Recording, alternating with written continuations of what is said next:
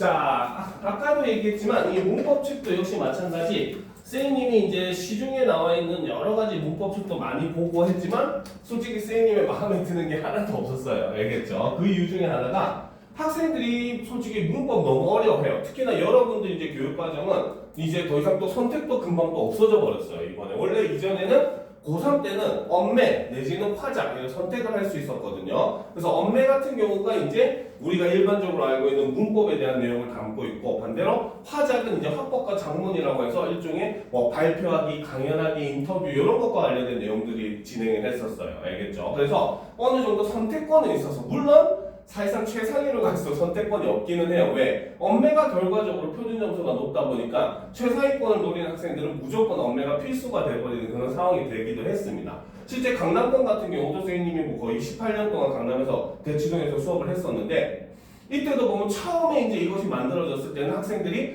좀 화작 좀 쉬우니까 화작이 좀 더 무난하겠네 해가지고 화작을 선택하는 비율이 첫 회에는 70%고 나머지 30%가 엄매를 선택을 했거든요. 근데 막상 뚜껑을 열어보니까 엄매 쪽의 표준 점수가 높게 나온 거예요. 그때 더구나 첫 회에 5점이 무려 높게 나와버립니다. 알겠죠? 그러니까 사실 화작 선택해가지고 100점 맞은 학생이랑 엄매 선택해서 3점짜리 하나, 2점짜리 하나 두 개 틀린 학생이랑 점수가 똑같이 나와버리는 거죠. 그러니까 그 다음에는 엄매랑 화작의 선택 비율이 절반이 됐다가 그 다음에는 오히려 역전이 돼가지고 엄매 선택 비율이 70%가 넘어가게 돼요. 알겠죠? 그러다 그런 상황이었는데 이번에 여러분들이 올라가는 이제 2022년 개정 교육 과정에서는 다시 또 통합 국어로 넘어갔어요. 그러다 보니까 지금은 또 똑같이 화작, 화법, 작문, 문법 이런 식으로 문제가 나올 겁니다. 알겠죠? 그래서 문법이라고 하는 게 점점 더 어떻게 보면 중요성이 더 더해져 가고 있는 그런 상황이다라고 볼 수가 있어요. 자, 그래가지고 학생들을 위해서 이제 문법을 수업을 하고 싶은데 실제로 중학교 때에서는 문법이 학생들을 조금 힘들게 하는 이유 중에 하나가 학교에서도 그냥 교과서에 있는 내용만 가르쳐주고, 그죠? 그러다 보니까 학생들은 이제 교과서에 있는 단어만 얘가 어떻게 변했다 정도만 공부를 하지 이 현상이 왜 일어나는지 이런 것들에 대해 공부를 안 해. 그래도 이제 학교에서는 또 수업을 그렇게 했으니까 어때? 시험 문제도 거기서만 내게 되고 대부분이. 그러면 학생들이 공부를 하지도 않고 90점 이상 맞아요. 근데 고등학교 올라가면은 또 중학교 때 이미 다 배운 내용이기 때문에 이거는 넘어가. 고등학교 내용만 추가되는 것만 좀 더 가르쳐줄게 하고 가르치니까 그 갭 차이가 너무 크다 보니까 학생들이 문법을 더욱더 힘들어하게 되는 그런 상황이 되어버린 거죠. 그래서 학생들이 좀 더 쉽게 이해할 수 있도록 문법을 자세하게 설명을 하는 교재가 있었으면 싶었는데 그런 교재가 아무리 찾아봐도 없어가지고 선생님이 일부러 이렇게 이론을 다 쳐서 만든 겁니다. 알겠죠? 자, 그래서 이제 이 책 어떻게 보면 이 책 한 권만 하더라도 여러분들이 이번 방학 동안 수업하는 돈을 몇 배를 벌어간다라고 생각을 해도 될 정도일 겁니다. 알겠죠? 자, 그러면 이제 우리가 처음부터 음문부터 우리가 진도를 나가보도록 합시다. 그래서 모든 문법에서 문법의 단위로 얘기했을 때 가장 작은 단위가 바로 이 음문에 대한 내용입니다. 자, 그러면 처음부터 우리가 차근차근 내용을 살펴보도록 합시다. 자, 먼저 음문이라고 하는 것 정의, 개념을 보게 되면 낱말의 뜻을 구별해주는 소리의 가장 작은 단위다라고 되어 있죠. 즉 음운이 하는 역할은 바로 뭐다? 낱말의 뜻을 구별해 준다라는 거죠. 이것이 바로 음운의 역할이라는 겁니다. 자, 하지만 반면에 음운은 무엇의 단위다? 소리의 가장 작은 단위다. 최소 단위다라고 이야기를 하고 있죠. 이 말은 이꼴 다른 말로 하면 바로 뭐다? 음운은 스스로 뜻을 가지지 않는다라고 볼 수 있다는 거죠. 그러니까 음운 자체는 뜻을 가지지 않고 그저 낱말의 뜻만 구별해주는 역할을 하는 거지 음운이 뜻을 가지고 있는 것은 아니다라고 볼 수 있다는 겁니다. 알겠습니까? 자, 그러면 이제 우리가 음운의 특징을 한번 살펴보도록 합시다. 자, 음운이라고 하는 것은 자, 방금 얘기했듯이 낱말에서 뜻을 구별해주긴 하지만 소리의 단위로 스스로 뜻을 가지지는 못한다는 거죠. 크게는 분절음은 다른 말로는 음소라고 부르고 비분절음은 다른 말로는 음소라고 부릅니다. 알겠죠? 실제로 예전에 숙명 여고에서 문제가 나왔을 때 어떻게 나왔냐면 학교에서 선생님이 수업은 전부 다 분절음은 비분절음으로 수업을 해요. 알겠죠? 그리고 잠깐 처음에 소개할 때 흘러가는 말로 분절 의문은 다른 말로 음소라고 하고 비분절 의문은 운소라고도 해. 그래서 분절 의문은 이렇고 비분절 의문은 막 설명하고 수업을 했어. 근데 시험에는 음소, 운소로 다 나와버렸어요. 알겠죠? 그러니까 여러분들이 이런 용어들 같은 경우도 좀 꼼꼼하게 고등학교는 알아둘 필요가 있습니다. 알겠습니까? 그래서 분절 의문, 말 그대로 나뉠 수 있는 의문과 비분절 의문, 나누지 않는 의문으로 나뉜다라는 거죠. 자, 의문은 사람의 발성기관을 통해서 표현되지만 구체적인 소리가 아닌 요거는 밑줄 쳐놓자. 의문이라고 하는 건 바로 관념적이고 추상적인 소리다. 자, 이렇게만 얘기하면 학생들이 잘 이해를 못해요. 그죠? 자, 그럼 왜 그런지를 한번 알아봅시다. 자, 그걸 알기 위해서는 바로 이 소리의 종류를 좀 알아둘 필요가 있어요. 우리는 소리를 크게 세 가지로 분류를 합니다. 바로 첫 번째가 음향, 그 다음 음성, 음운 이렇게 나뉩니다. 알겠습니까? 자, 이 뭐 내용이 쭉 길지만 우리 간단하게 이 내용 핵심만 한번 뽑아 먹어봅시다. 자, 여기서 먼저 음향이라고 하는 것은 바로 뭐다? 사람의 말소리를 제외한 바로 뭐다? 자연의 모든 소리다. 여기서 자연이라고 하는 건 새가 짹짹 짖고 이것만 얘기하는 게 아닙니다. 즉 사람이 내지 않는 모든 소리. 알겠죠? 이거를 그 음향이라고 해요. 뭐 자동차 경적 소리라든지, 그 다음에 뭐 쥐가 다니는 소리라든지, 낙엽 밟는 소리라든지 모든 게 다 음향이라고 볼 수 있다는 거죠. 즉 쉽게 말하면 사람의 말소리를 제외한 모든 소리는 음향이다라고 생각을 하시면 됩니다. 알겠죠? 자, 그 다음 두 번째가 바로 음성. 얘는 사람의 발음기관을 통해서 나오는 물리적이고 경험적인 소리라는 거죠. 자, 그리고 이제 음운이 바로 뭐다? 사람이 뇌를 통해서 동일하게 인식하는 추상적이고 관념적인 소리다. 이렇게 돼 있어. 이렇게만 보면 역시 또 아직까지 이해가 안 될 겁니다. 그렇죠? 자, 그러면 이제 선생님이 간단하게 요거는 내용을 설명을 해주도록 할게요. 자,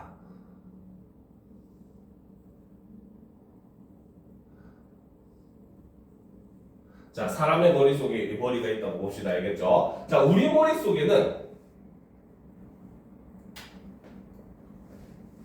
기억이라고 하는 소리에 대한 생각이 이렇게 있는 거예요. 알겠습니까? 자, 그런데 선생님이 예를 들어서 기억하고 얘기를 하면은 기억하고 낮게 이렇게 기억하고 얘기하는 사람도 있을 것이고, 또 어떤 사람은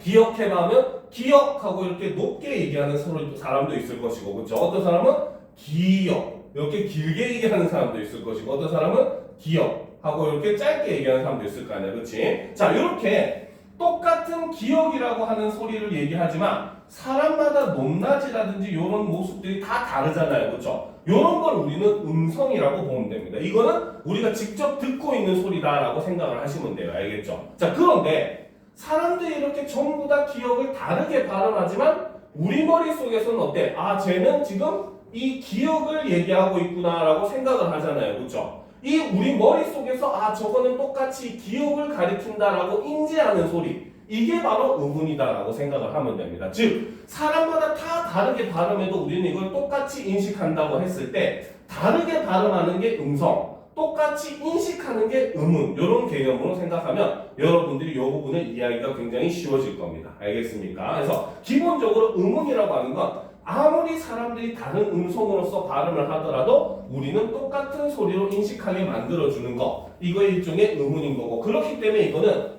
우리 머릿속에 추상적으로 자리 잡고 있는 어떠한 개념이다라고 생각을 하시면 된다는 거죠. 알겠습니까? 자, 그런데 이제 다음 페이지로 일단 이걸 넘어갑시다. 음운에 의한 의미 구분을 보도록 합시다. 자, 방금도 얘기했지만 음운은 낱말의 뜻을 구별해 준다고 얘기를 했어요. 그렇죠? 그러면 진짜 그런지 우리가 증명을 한번 해봅시다. 자, 물과 불을 보면은 초성은 다르지만 중성과 종성은 똑같죠. 즉 이 물과 불의 관계는 초성에 의해서 의미가 구분되었다라고 볼 수가 있습니다. 그렇죠? 그다음 강과 공을 보게 되면은 초성과 종성은 기읍과 이응으로 같지만 중성이 아냐 오냐에 따라서 달라졌죠. 그렇죠? 그래서 이거는 중성에 의해서 의미가 구분되고 있다라고 볼 수가 있고, 반대로 밥과 밤도 역시 마찬가지 초성과 중성이 비읍과 아로 똑같지만 종성이 비읍과 미음으로서 달라짐으로써 종성에 의해서 의미가 달라져 버렸죠. 그 다음 눈과 눈은, 자, 눈은 사람의 뭡니까 신체 일부를, 누는 하늘에서 내리는 것을, 그렇죠? 이걸 나타내기 때문에 역시 마찬가지 소리의 길이에 의해서 의미가 구분된 거죠. 그래서 이러한 예를 통해서 우리가 알 수 있듯이 초성, 중성, 종성, 소리의 길이는 의미를 구분해주는 하나의 요소가 될 수 있고, 그렇기 때문에 이걸 의문은 낱말의 의미를 구분한다라고 볼 수가 있다는 겁니다. 알겠죠? 자, 이때 우리가 이제 고등학교 과정에서 조금 더 나오는 내용이 있죠. 바로 옆에 고등 심화 부분을 봅시다. 최소 대입상. 찾았죠? 그렇죠? 자, 최소 대입상이라고 하는 거는 바로 뭐냐? 자, 의문은 낱말의 의미를 구분해주는 소리의 최소 단위라는 거, 이걸 알아봤다는 거. 그런데 몇몇 단어들은 바로 뭐다? 단 하나의 의문만이 차이가 생겨 의미가 달라지는 경우. 그렇죠? 이러한 낱말들의 쌍을 우리는 최소 대입상이라고 부른다는 거죠. 알겠습니까? 그래서 오직 한 개의 그 뭡니까? 의문만이 달라가지고 의미가 구분된 낱말들의 관계, 요걸 우리는 최소 대입상이라고 한다는 겁니다. 알겠죠? 그래서 최소 대입상, 근데 그렇다고 해서 꼭 한 글자짜리 단어에서만 일어나는 것도 아니에요. 알겠죠? 예를 들어서 나무하고 너무 같은 경우는 아냐 어냐라고 하는 하나의 모음만 차이가 나면서 의미가 달라졌잖아. 그렇지? 이런 것도 최소 대입상 관계라고 볼 수 있고, 또 반대로 1대1로만 대응하는 게 아닙니다. 알겠죠? 그래서 달, 말, 달 이런 것들은 전부 다 초성만 달라져가지고 의미가 다 달라지고 있잖아요, 그렇죠? 이런 것들도 전부 다 최소 대입상 관계에 속한다라고 우리가 볼 수 있다는 거죠. 자, 그럼 이제 다음 페이지 보도록 합시다. 자, 그 다음 이제 조금 어려운 내용이 나오죠. 바로 변이음이라고 하는 게 있습니다. 자, 다음 페이지. 자, 변이음은 봅시다. 음운이 낱말의 의미를 구분해주기는 하지만 언어마다 음운 체계는 달라요. 알겠죠? 자, 그래서 그렇게 어떤 음운의 차이는 다른 언어에서는 의미 차이에 기여를 하지만 또 다른 언어에서는 의미 차이에 기여하지 못하는 경우들이 생긴다는 거죠. 알겠죠? 자, 그런 걸 우리는 변이음이라고 얘기를 합니다. 자, 여기서 지금 얘가 막 이렇게 복잡하게 설명이 되어 있는데 선생님이 간단하게 설명을 해줄게요. 알겠죠? 자, 예를 들어서 자, 여러분들이 좋아하는 고기라고 하는 낱말이 있다고 봅시다. 알겠죠? 자, 우리가 고기를 얘기할 때, 자, 한국 사람한테, 자, 고기를 음운대로 적어봐라 라고 얘기를 하잖아요. 그렇죠? 그러면 어떻게 적어? 기읍, 오, 그 다음에 기읍, 이, 이렇게 쓰겠죠. 이게 바로 고기, 우리나라 사람에게 고기라고 하는 단어의 모습이잖아. 그렇죠? 자, 그렇다는 말은 여기서 한 가지 질문을 하면 한국 사람은 고에 있는 기역과, 그렇죠? 기에 있는 기역이 같은 소리라고 본 겁니까? 다른 소리라고 본 겁니까? 한국 사람은 기역의 모습이 같아, 달라? 같지, 그렇지? 그러면 한국 사람들은 요 두 개의 소리는 같은 거라고 인식을 한 겁니다. 알겠습니까? 그래서 한국 사람은 요 기역과 요 기역이 같은 소리다 라고 인식을 했다는 거죠. 알겠죠? 그런데 영어를 쓰는 사람한테 고기를 여러분들이 쓰는 언어로서 의문으로 표현해봐라 라고 얘기를 하잖아요. 그렇죠? 그러면 외국 사람은 영어를 쓰는 사람은 어떻게 표기하냐면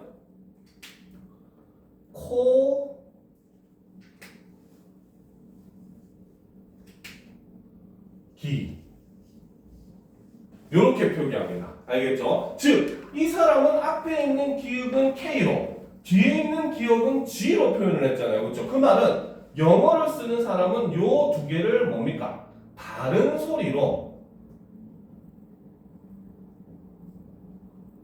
인식을 한다는 거죠. 알겠습니까? 자, 실제로 이것의 원인은 이제 조금 복잡하게 들어가긴 해야 되기 때문에 이거는 그냥 듣고만 넘기세요. 외울 필요는 없습니다. 알겠죠? 자, 이것의 원인은 바로 뭐냐면 한국과 한국어와 영어에서 자음을 분류하는 기준이 다르기 때문입니다. 알겠죠? 한국어는 자음을 분류할 때 예사소리, 된소리, 거센소리의 3중 체계를 갖추고 있어요. 알겠습니까? 반대로 영어에서는 자음을 분류할 때는 유성 파열음과 무성 파열음의 이중 체계를 가지고 있어요. 즉 영어는 떨리냐 안 떨리냐만 중요한 겁니다. 알겠죠? 그런데 솔직히 기역은 둘 다 무성음이에요. 떨리지 않는 소리예요. 원래는. 알겠죠? 근데 무성음의 특징 중에 하나가 뭐냐면 유성음과 유성음 사이에 있는 무성음은 유성음으로 발음이 됩니다. 그러니까 거기에서 모음은 전부 다 울림소리거든요. 그러니까 울림소리 사이에 있던 무성음인 기역은 같이 울림소리로 변해서 G로 들린다는 거죠. 이 사람들한테는. 알겠지? 그러니까 이 사람들한테는 무성음이냐 유성음이냐가 중요하니까 얘네가 음운으로서 작용을 했지만 우리나라 자음체계에서는 유성음이냐 무성음이냐는 사실 그렇게 중요하지 않거든요. 그러니까 여기서는 그냥 똑같이 인식을 한 겁니다. 알겠죠? 근데 이거는 반대로 똑같아요.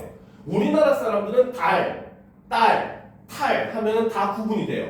달은 영어로 하면 문이고, 그죠? 딸은 영어로 하면 도로고, 그죠? 탈은 영어로 하면 마스크고, 그죠? 이렇게 분리가 되는, 구분이 됩니다. 근데 미국 사람은 이걸 들으면 구분을 못해요. 왜? 이 사람들한테는 예사소리, 된소리, 거센소리 구분이 없으니까. 특히나 딸과 탈을 구분을 못합니다. 정말로. 알겠죠? 그런 모습을 보여주기 때문에 이렇게 하나의 언어체계에서 그러면 타열음, 유성 파열음은 한국 사람한테는 단어의 의미를 구별해주는 요소가 되지 않기 때문에 얘네가 한국 사람한테는 변임이 되는 거야. 알겠죠? 반면에 예사소리, 된소리, 거센소리의 3종 체계는 영어를 쓰는 사람한테는 단어의 뜻을 구별해주는 요소가 안 되기 때문에 영어를 쓰는 사람한테는 변임이 돼버리는 겁니다. 알겠죠? 그래서 변임을 간단하게 정리하면은 그것만 하나 적어 놓읍시다. 그렇죠? 그래서 변임을 간단하게 한 번만 정리를 해보면은 다른 언어 체계에 존재하는 의문이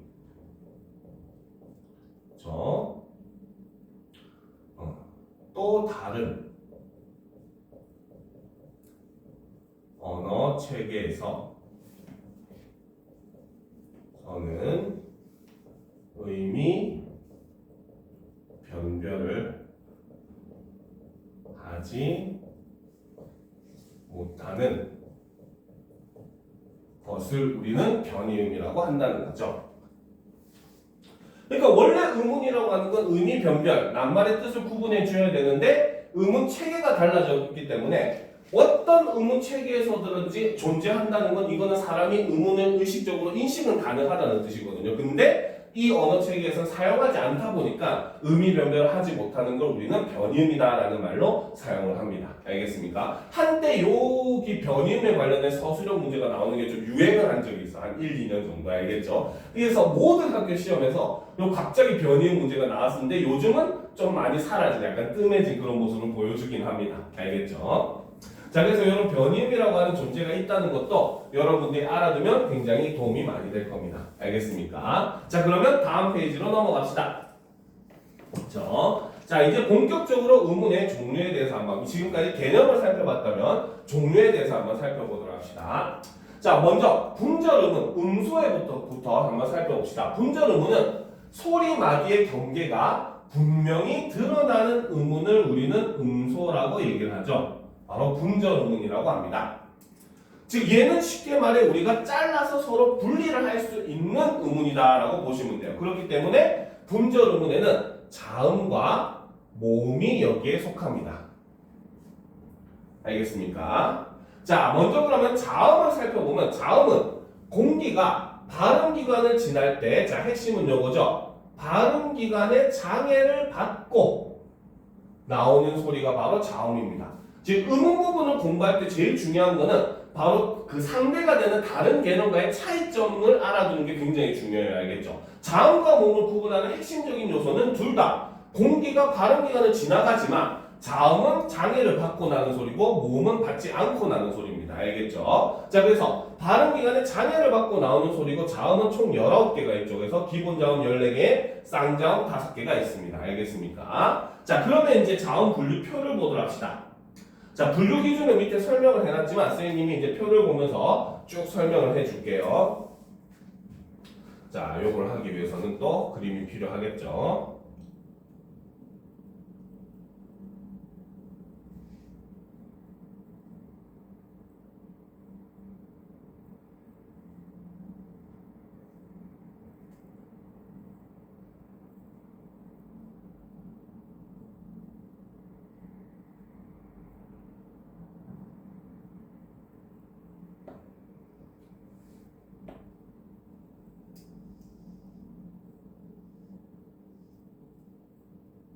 그치?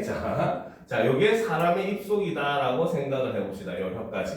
그쵸? 자, 사람은 발음을 할 때 크게 세 가지 공간을 사용합니다. 첫 번째가 바로 가장 흔히 쓰는 게 바로 구강. 그렇죠? 입속이죠. 그 다음 비강, 콧속입니다. 그죠? 그 다음에 후강, 저 목청, 욕속입니다. 그래서 세 군데의 그 공간을 사용하기 때문에 학자들은 침팬지가 발음을 못하고 사람은 이렇게 얘기할 수 있는 이유가 사람이 직립보행을 하면서 이 입안 속의 공간이 세 부분으로 나뉘어 있기 때문이다라고 학자들이 많이 얘기를 해요. 알겠죠? 자, 그러면 자음을 분류하는 기준을 보면 먼저 첫 번째, 조음 위치, 조자가 만들 조자의 소리 음자입니다. 즉, 소리를 만드는, 소리를 내는 위치, 그 다음 조음 방법은 소리를 내는 방법에 대해서 지금 얘기를 하는 겁니다. 자, 먼저 조음 방법에 대해서 얘기를 하면 크게 안울림 소리와 울림 소리로 나눌 수가 있어요. 안울림 소리는 말 그대로 목청이 떨리느냐 떨리지 않느냐 했을 때 얘는 안 떨리는 소리. 그 다음에 울림 소리는 떨리는 소리. 그쵸? 아까 얘기했던 사실 무성 파열, 유성 파열 같은 경우가 요 경우에 해당한다고 볼 수는 있어요. 근데 우리나라는 이걸 중요시하지 않기 때문에 무성이 유성으로 변하는 것까지 전부 다 신경을 안 쓰는 겁니다. 알겠죠? 자, 그 다음 안울림 소리는 다시 파열음. 자, 파열음이라고 하는 것. 자, 우리 목 속에 여기 보면은 성대가 있어요. 그렇죠? 성대에 보면은 성대막이라고 하는 게 막이 이렇게 있다가 이게 열렸다 닫혔다 열렸다 닫혔다 하면서 공기를 조절을 하거든요. 자, 파열 무슨 뜻입니까? 파열은 파괴되다, 부서지다 이 뜻이잖아요. 그렇죠? 그러니까 이렇게 막혀있던 성대가 갑자기 뻥 하고 뚫리는 거야. 그러니까 공기도 이렇게 막혀있다가 팡 하고 터지듯이 소리가 나겠죠. 그렇기 때문에 터지듯이 나는 소리라고 해서 파열음이라고 합니다. 알겠죠? 그 다음 마찰음은 공기가 이렇게 닫혀있는 게 구멍이 요만큼 열려있어. 조금만. 이만큼 열려야 되는 구멍인데 요만큼만 처음부터 열려있는 겁니다. 알겠죠? 그러니까 우리가 호수로 물을 뿌릴 때 호수 끝을 꼭 눌러가지고 귀를 잡게 하면은 물이 굉장히 빠르고 멀리 나가잖아요. 힘세게 나가잖아요. 공기도 마찬가지로 구멍이 좁으니까 굉장히 빠른 속도로 여기를 지나가게 되면서 성대막을 이렇게 마찰을 하게 되는 거예요. 그래서 성대막이 마찰이 일어나면서 나는 소리가 마찰음입니다. 알겠죠? 파찰음은 파열과 마찰을 동시에 가져요. 처음에는 막혀 있다가 갑자기 뽕 하고 터지는데 파열은 팡 하고 터졌다면 얘는 뽕 하고 조금만 터지는 거야. 그러니까 처음에 조금 딱 열리는 구멍으로 톡 하고 터지면서 나와지면 하면서 어떻게 구멍이 좁으니까 마찰도 같이 일어나겠죠. 그래서 파열과 마찰이 같이 일어나서 파찰음이다라고 얘기합니다. 알겠죠? 그 다음 울림 소리는 크게 콧소리와 흐름소리 두 개로 나눌 수가 있죠. 콧소리는 말 그대로 코를 통해서 공기가 입과 함께 빠져나가면서 나는 소리고, 우리가 감기 걸리면 코맹맹이 소리 한다라고 할 때 그 이유가 이 콧소리가 울리지 않기 때문에 그런 거예요. 그 다음 흐름 소리 같은 경우는 혀의 양옆으로 공기가 흘러가듯이 나는 소리라고 해서 흐름 소리 혹은 유음, 어려운 말로는 설치음이라고 하기도 합니다. 알겠죠? 자, 그 다음 소리가 나는 위치를 따라서 나누면 먼저 첫 번째 입술 소리. 요 두 개의 입술과 입술이 만나서 붙었다 떨어지면서 나는 소리가 바로 입술 소리가 되는 거죠. 그 다음 윗잇몸과 혀끝 소리는 바로 요 윗이빨의 뒷부분, 잇몸 부분이죠. 여기와 혀끝이 만났다가 떨어지면서 나는 소리입니다. 알겠죠? 그 다음 센 입천장과 혓바닥 소리는 우리 입천장이 딱딱한 부분, 바로 요 부분과 혓바닥이 함께 붙었다 떨어지면서 나는 소리고, 그렇죠? 그 다음 여린 입천장과 혀 뒷소리는 저 안쪽에 우리 목젖 같은 게 있는 부분, 그치? 그 부분이죠. 바로 요 뒷부분, 요 말랑말랑한 요 부분과 혀의 뒷부분이 떨어졌다 나는 소리. 그래서 요걸 이제 여린 입천장 소리라고 하고, 목청 소리는 바로 여기에서 나는 소리라고 합니다. 알겠죠? 실제로 그래서 이 모습을 보면 여러분들 중3 때 배우잖아. 세종대왕님이 한글 창제했었던 원리 배웠었죠. 그렇죠? 바로 그 원리가 여기서 다 드러나는 겁니다. 알겠습니까? 자, 그래서 입술 소리는 파열음 계열이 있죠. 바로 입술 소리, 파열음은 예사 소리, 비읍, 된 소리, 쌍비읍, 거센 소리, 피읍 이렇게 되어 있습니다. 그 다음에 콧소리, 비음에는 미음 있죠. 그 다음 윗잇몸과 혀끝 소리에서는 파열음 쪽에서는 디귿, 쌍디귿, 티귿이, 마찰음 쪽에서는 시옷, 쌍시옷이, 그 콧소리에는 니은, 흐름 소리에는 리을, 그 다음 센 입천장과 혓바닥 소리에는 이제 파찰음 계열만 존재를 하고, 지읒, 쌍지읒, 치읒이 존재를 하죠. 그 다음 여린 입천장과 혀 뒷소리는 파열음 계열만 존재해서 기역, 쌍기역, 키역, 그 다음에 울림 소리 쪽에서는 비음에 이음이 있습니다. 그리고 마지막 목청 소리에는 히읗이, 지금 현재는 예산소리, 된소리를 히읗은 구분하지 않아요. 근데 중세시대는 구분했어요. 쌍히읗도 있었습니다. 알겠죠? 그래서 지금 현재는 자음 표현은 이런 식으로 표현을 합니다. 알겠어요? 그래서 이 표는 여러분들이 외울 필요가 있어요. 특히나 이제 중요한 이유가 뭐냐면 나중에 음운 변동이나 이런 거 할 때 보면은 자, 자음동화 같은 거 여러분들 중학교 2학년 때 많이 배웠잖아요. 그렇죠? 자음동화도 보면 비읍이 다른 말과 만나면은 미음으로 변하죠. 디귿도 다른 말과 만나면 니은으로 변하고 그 다음 기역이 다른 말과 만나면 이음으로 변하고 즉 좋은 위치 쪽은 주로 변화가 없고 좋은 방법만 변화되는 방식으로 변동이 일어나거든요. 그래서 우리가 요즘 최근에 모의고사에서 이런 유형을 묻는 문제들도 은근히 나오고 있기 때문에 여러분들이 이 표는 반드시 숙지를 해줘야 됩니다. 알겠습니까? 자, 그러면 또 다음 페이지로 넘어갑시다. 이제 모음으로 넘어가 봅시다. 자, 다음 페이지 폈습니까? 자, 모음은 아까도 얘기했죠. 바로 자음과 구분해서 알아야 되겠죠. 모음은 바로 뭐다? 공기가 발음기관을 지날 때 발음기관의 장애를 받지 않고 나오는 소리다 라는 게 모음이라는 거죠.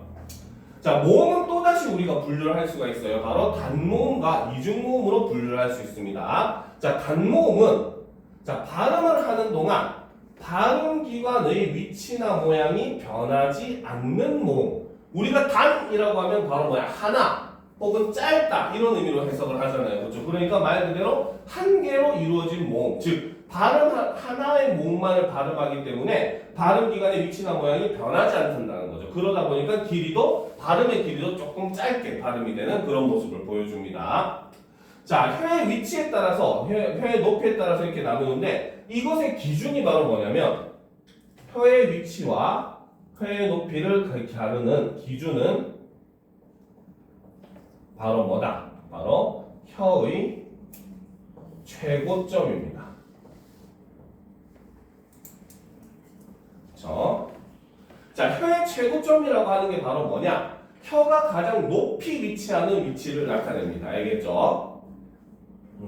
자, 그런데 학생들이 이렇게 혀가 최고 높이 하는 위치하는 점이다라고 얘기하면은 자꾸 혀 끝으로 착각합니다. 알겠죠? 근데 혀의 최고점은 항상 변해요. 예를 들어서 혀의 모양이 요렇게 됐다라고 하면은 이 부분이 제일 높으니까 최고점이 되겠죠. 혀 끝이. 근데 반대로 혀가 말려가지고 요렇게 위치를 했다라면은 요 뒷부분이 최고점이 되는 겁니다. 그래서 그냥 가장 높은 부분을 기준으로 해석을 한다라고 보시면 돼요. 알겠습니까? 자, 그래서 혀의 위치에 따라 나누면 전설모음과 후설모음으로 나눠요. 전설모음, 내전 나뉘겠죠. 그래서 전설은 바로 앞전자의 혀설자, 혀의 최고점이 앞에 나오는 모음. 그 다음 후설모음은 당연히 뒤후자의 혀설자, 혀의 최고점이 뒤쪽으로 오는 모음입니다. 알겠습니까? 그 다음 입술 모양에 따라서는 평순, 평평할 평자에 입술 순자를 써서 입술이 평평해지는 모음과 원순, 입술이 둥그러지는 모음. 그렇죠? 역시 평순과 원순으로 나누죠. 그 다음 혀의 높이에 따라 최고점의 높이에 따라서 고모음, 중모음, 저모음으로 나뉩니다. 알겠습니까? 자, 그런데 여기서 우리가 유념할 거는 딱 두 가지가 있어요. 당연히 표는 외워야 되는 거지만 알겠죠? 자, 첫 번째 거는 바로 뭐냐? 자, 여기서 위와 외를 보게 되면 자, 쌤님 입을 잘 봐요. 우리가 위와 외를 발음할 때 보게 되면 위 같은 경우는 보면 자, 입을 보면 바로 위는 위 이렇게 발음하잖아요. 그렇죠? 외도 마찬가지 왜 이렇게 발음하잖아요. 처음에 입이 모였다가 벌어지면서 위와 외가 발음이 됩니다. 그렇죠? 그 말은 쌤님 단모음은 발음기관의 위치나 모양이 변하지 않는다면서요. 구라치신 건가요? 할 수 있겠죠. 그렇죠? 그런데 원래 위와 외의 올바른 발음은 사실 어떻게 발음해야 되냐면 이렇게 발음해야 돼. 바보 같잖아, 그치? 그러니까 우린 참회하면은 이렇게 발음해야 돼. 알겠죠? 그러니까 사람들이 너무 힘든 거야. 그래서 이거는 표준 발음법에 뭐라고 정의를 해놓냐면, 자, 요건 하나 적어 놓읍시다. 자, 요거는, 자, 원래 단모음으로 발음하는 것이 원칙이나 이중모음으로 발음하는 것도 허용한다. 허용함. 요걸 써놓도록 합시다. 그래서 원래는 단모음인데 이중모음으로 발음하는 거 허용할 뿐인 거지. 그러니까 여러분들이 공부할 때는 얘는 약간 반어거지로 외워줘야 되는 부분이에요. 알겠죠? 그래서 얘는 단모음이지만 이중모음처럼 발음하는 걸 허용하는 겁니다. 알겠죠? 자, 그 다음 두 번째 유용한 거는 바로 뭐냐면, 자, 쌤이 역시 입을 잘 봐야 돼요. 자, 요 부분을 간단하게 발음해 봅시다. 자, 보면 에 점점 밑으로 내려갈수록 입의 크기가 점점 어떻게 돼? 커지잖아요. 그렇죠? 이거를 뭐라고 하냐면, 자, 요렇게 고모음에서 저모음으로 갈수록 바로 뭐다? 입의 개구도라고 얘기를 하거든요. 즉 입을 벌리는 정도. 그래서 개구도가 커지는 그러한 모습을 보여줍니다. 알겠습니까? 알겠죠? 그래서 그 말은 이제 막 음으로 설명할 때 입이 크게 벌어진다 하면은 아 저모음이구나. 입이 작게 벌어진다 하면은 아 고모음이구나. 이렇게 여러분들이 생각을 해줘야 돼요. 실제로 고등 과정에서도 음음과 관련된 문제들이 은근히 나오거든요. 그때 보통은 이런 식으로 설명합니다. 개구도를 집어넣어가지고 중학교 과정에서는 잘 설명 안 하는 부분이다 보니까 이런 개구도의 개념을 집어넣어가지고 학생들에게 모음을 제시해주는 그런 시험 문제도 요즘 많이 등장을 하고 있어요. 알겠죠? 그래서 이런 특징들이 있다는 게 바로 이 단모음의 특징들입니다. 알겠습니까? 자, 그 다음 보도록 합시다. 자, 하지만 이제 모음은 또 중요한 게 사실 이중모음이죠. 그렇죠? 자, 이중모음은 자, 발음을 하는 동안 자, 발음기관의 위치나 모양이 변하는 모음. 단모음과 이중모음의 가장 큰 차이는 바로 뭐다? 발음을 할 때 발음기관의 위치나 모양이 변하느냐, 변하지 않느냐라는 거죠. 자, 그럴 때 우리는 이 이중모음은 기본적으로 어떤 구조? 바로 단모음 더하기 단모음의 구조를 가진다 라고 이야기를 합니다. 즉 이중이라는 말에 똑같이 모음이 몇 개? 두 개지요 하는 겁니다. 알겠습니까? 그래서 모음이 두 개가 즉 정확하게 얘기하면 1.5개의 모음이 발음되기 때문에 얘는 단모음보다는 뒤가 조금 길게 발음이 돼요. 알겠죠? 자, 그런데 여기서 우리가 하나 짚고 넘어가야 될 게 바로 단모음의 개념입니다. 알겠죠? 자, 여기서 보면 단모음, 이중모음 선생님이 일부러 이렇게 설명을 또 다 적어놨어요. 그렇죠? 자, 보도록 합시다. 자, 모음의 반모음, 이중모음 많이 복잡하죠. 그렇죠? 자, 반모음이라고 하는 건 뭐냐? 요거는 밑줄 쳐놓읍시다. 반모음은 바로 단모음에 붙어서 발음되는 모음이라는 거죠. 즉 자음처럼 혼자서 발음되지 못하는 모음을 우리는 반모음이라고 합니다. 그래서 반모음은 이름은 모음인데 오히려 좀 자음과 비슷한 성질이 더 많아요. 즉 혼자 발음할 수 없다라고 하는 특징을 가지고 있습니다. 자음도 혼자 발음될 수 못하고 모음에 붙어야지만 소리가 나거든요. 반모음도 역시 마찬가지 단모음에 붙어야지만 소리를 낼 수가 있습니다. 그럼에도 모음으로 분류하는 이유는 모음의 특성도 똑같이 가져요. 우리가 구개음화나 이런 걸 볼 때도 반모음 이도 똑같은 이 모음하고 같이 취급을 해줍니다. 알겠죠? 그렇기 때문에 모음과 같은 취급을 받기 때문에 이름도 모음으로 분류를 하는 겁니다. 알겠습니까? 자, 그러면 다시 이제 내려가서 자, 이중모음을 한번 다시 보도록 합시다. 그렇죠? 자, 이중모음은 발음을 하는 동안 발음기관의 위치나 모양이 변하지 않는 모음이고 이러한 구조는 반모음 더하기 단모음의 구조를 가진다라고 볼 수 있습니다. 자, 첫 번째 종류는 바로 이계 이중모음. 자, 그래서 우리가 이거 J라고 되어 있지만 E라고 읽어요. 알겠죠? 한글로 표시할 때는 어떻게 표시하냐면 이 모음에 이렇게 체크 표시를 해요. 이러면 반모음 1을 나타내는 겁니다. 알겠죠? 자, 그래서 이계 이중모음은 말 그대로 반모음 이에서 시작해서 단모음으로 가는 모음을 이계 이중모음이라고 합니다. 알겠습니까? 자, 우리가 야를 발음해보면 이에서 시작해서 아로 가거든요. 자, 여러분도 직접 발음해보면 알겠지만 자, 야가 되는 거야. 그렇지? 빨리 발음하면. 그쪽. 그래서 야는 이에서 시작해서 아로 가는 모음이에요. 알겠습니까? 자, 여도 마찬가지 여가 되죠. 요도 마찬가지 오 해서 요가 되고 유도 마찬가지 이에서 우로 유가 되죠. 그렇죠? 얘도 마찬가지 이에서 에로 가는 거 예가 되고 얘 같은 경우도 이에서 에로 가는 거 예 이렇게 되거든요. 그렇죠? 이런 식으로 발음이 되는 게 이제 이계 이중모음, 즉 반모음 이에서 시작해서 단모음으로 가는 모음을 우리는 이계 이중모음이라고 합니다. 알겠습니까?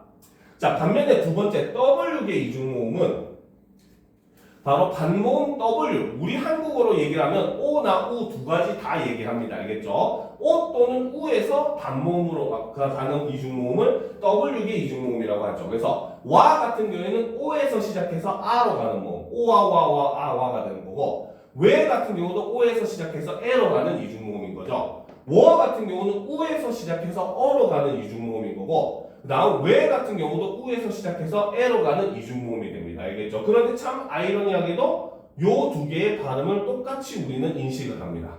알겠습니까? 우리나라 사람들은 요 두 개 발음의 차이를 인식을 하지 못해요. 똑같이 발음을 합니다. 알겠습니까? 자, 그 다음 이제 다음 개념이 바로 하향식 이계 이중모음이라고 하는 게 있습니다.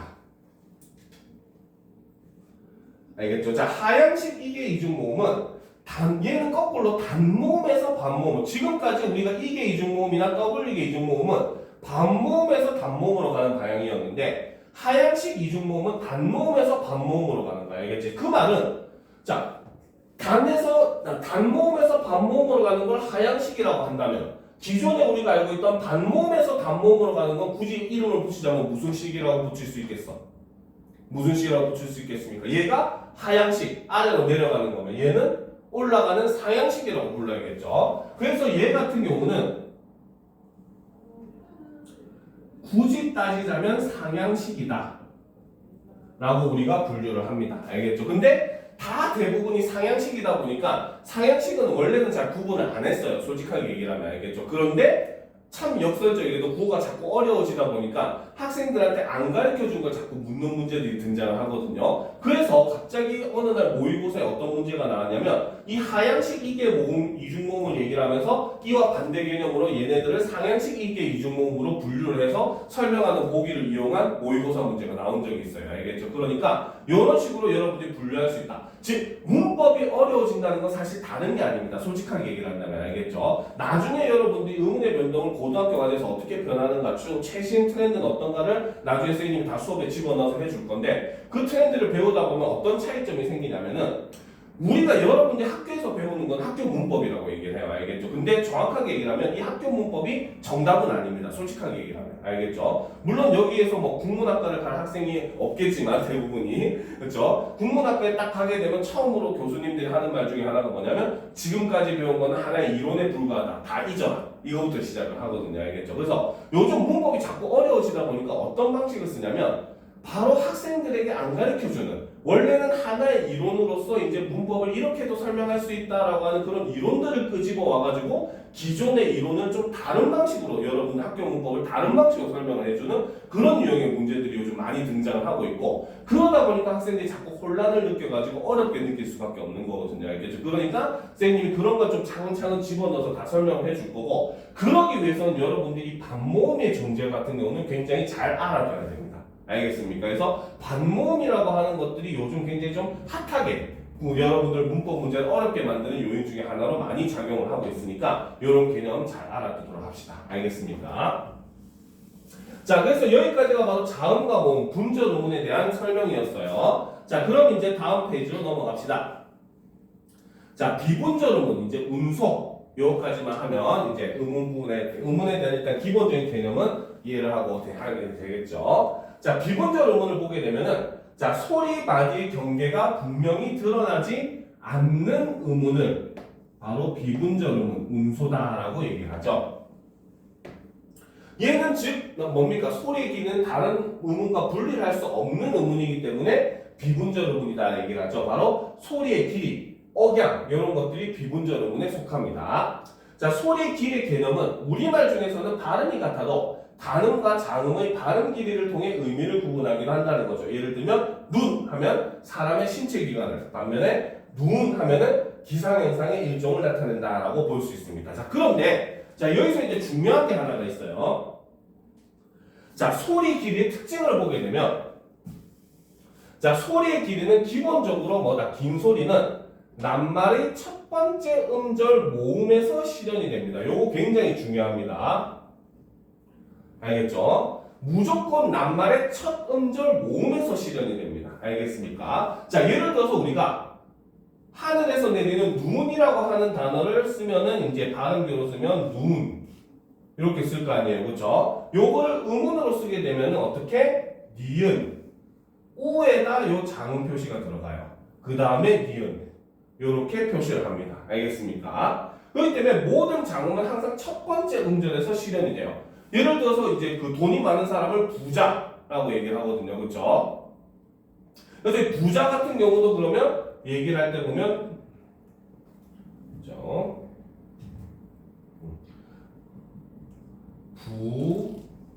부자 이렇게 얘기를 하거든요. 바로 이 첫 번째 음절 요 부분에서 장음이 실현이 된다는 겁니다. 알겠습니까? 자, 그 말은 거꾸로 얘기하면 바로 뭐다? 아무리 장음으로 발음되는 낱말이라고 하더라도 합성이나 파생을 통해서 둘째 음절 이하에 위치하게 되면 장음으로 발음되지가 않습니다.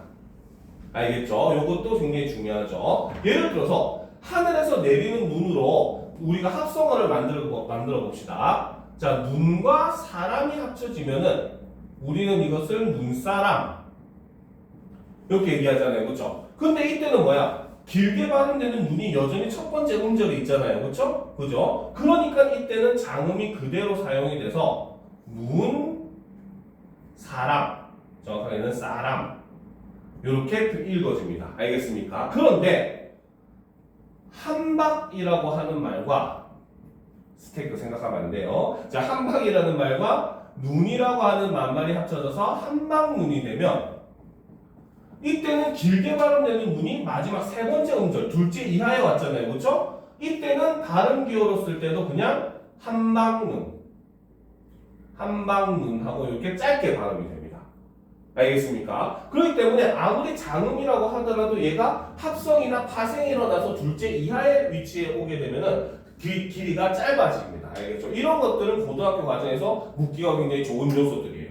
알겠습니다. 중학교에서는 그냥 단어만 딱 놓고 얘가 기냐 짧으냐 이것만 물어봤다면 고등학교 과정에서는 얘가 어떻게 변했을 때 길이가 유지가 되느냐 안 되느냐 이런 유형을 물어보는 게 고등학교 과정이라고 생각하시면 되는 겁니다. 알겠습니까? 자, 그 다음 이제 의의 발음을 한번 보도록 합시다.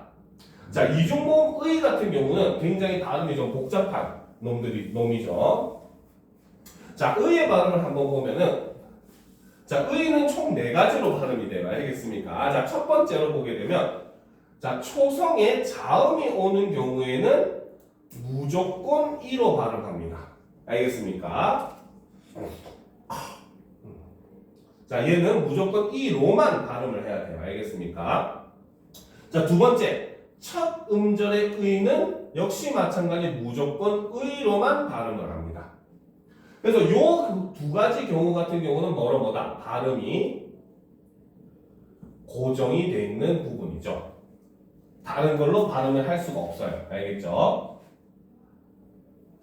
자, 그래서 우리 초성에 히읗이 있는 희망 같은 경우도 역시 흐이망이 아니라 희망 이로 발음하는 거죠. 그렇죠? 그다음 의가 제일 첫 번째 음절에 오는 의사 같은 단어도 역시 이사, 의사, 애사 이런 거 안 됩니다. 막 사투리 쓴다고 의사님 이런 거 하면 안 돼요. 그래서 정확하게 발음하면 의사 이렇게 발음해야 된다는 거죠. 자, 그런데 이제 자, 둘째 이하의 음절에 오는 경우가 있죠. 이때는 뭐야? 이로 발음하는 것도 허용을 한다는 겁니다. 즉, 이 경우는 바로 뭐다? 의 또는 이 둘 다 허용을 한다는 거죠. 그래서 민주주의라고 쓰지만 이거를 민주주의라고 해도 되고 민주주의라고 해도 올바른 표준 발음이 되는 겁니다. 알겠죠? 자, 그 다음 마지막 조사의는 어떻게? 얘도 에로 발음하는 것도 허용을 한다는 거죠. 이것도 역시 바로 뭐다? 의로 발음하는 게 원칙이지만 에로 발음하는 걸 허용을 한다는 거죠. 그래서 이거는 나라의 해도 되고 나라에라고 해도 되는 거죠. 그래서 요것은 바로 뭐다? 중복 표준어를 허용해주는 중복을 허용해주는 부분이다라고 보시면 됩니다. 알겠습니까? 자, 그래서 요거 관련돼서 고등학교 과정에서 시험에 정말 잘 나오는 구절이 하나가 있어요. 바로 뭐냐?